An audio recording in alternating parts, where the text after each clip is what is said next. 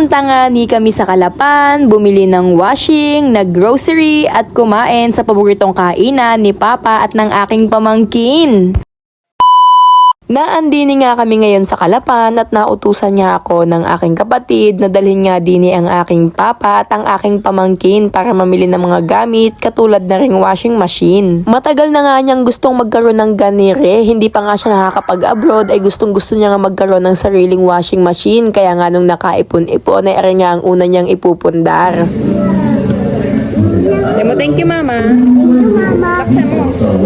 Thank you, Mama. Love you. Love you. After nga naming bumili ng washing machine, ay dumiretso naman kami din sa Pure Gold at ipag-grocery naman aring maglolo ng mga kakailanganin nila sa bahay at pambaon-baon sa school na ring si Piyang.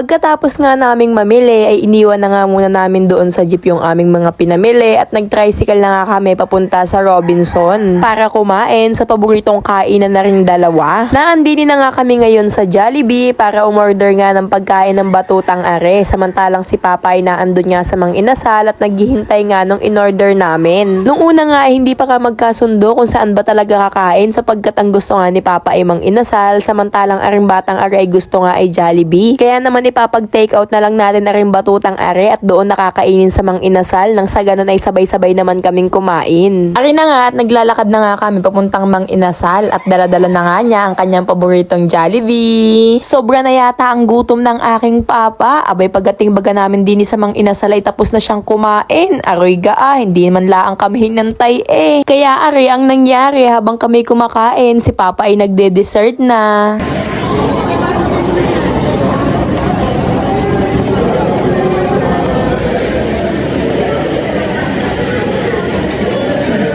After nga naming kumain ay dumiretso naman kami din sa palengke para naman mamili ng kaunting mga gamit na wala sa bahay at kaunting mga reka-rekado.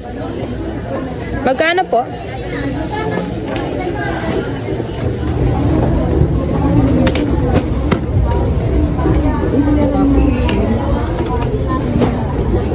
At after nga naming mamili, ay pumunta na nga ulit kami doon sa paradahan ng jeep para umuwi na. At ayun, big shout out sa aking kapatid dyan sa Qatar. Sana ikaw ay masaya dahil si Papa at ang iyong anak ay masayang masaya sa iyong mga pinamili. At mag-iingat ka dyan palagi, mahal ka namin. Thank you!